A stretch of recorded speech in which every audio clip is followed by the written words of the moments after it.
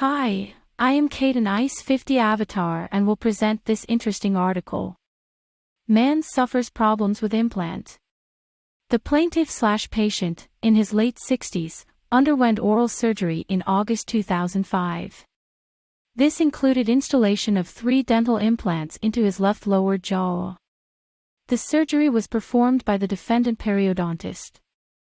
Soon after the surgery, the defendant periodontist determined that 2 of the implants had not properly integrated into the patient's jawbone, which prompted him to remove the implants in September and December of 2005.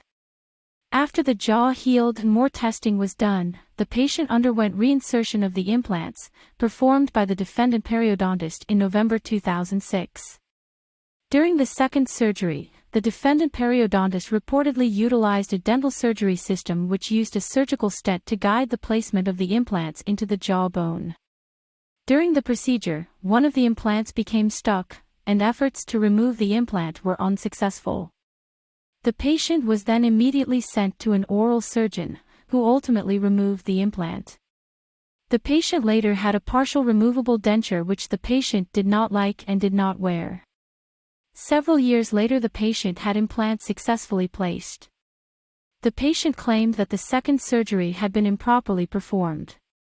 The patient sued the defendant periodontist, the group where the treatment had been given, and the owner of the group. Only the defendant periodontist was a defendant at the time of trial.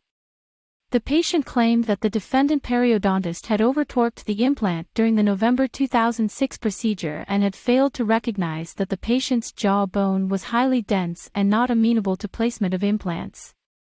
The defendant claimed that the patient had experienced known complications of the surgery and that implants regularly fail.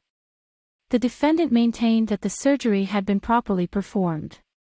The defendant also maintained that the patient's expert was a general dentist who had not inserted implants. According to reports, a defense verdict was returned. Legal notice. This article is for informational purposes only and does not constitute professional advice.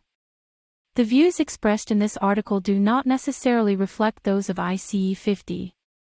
One must consult with their legal representative for any and all legal advice.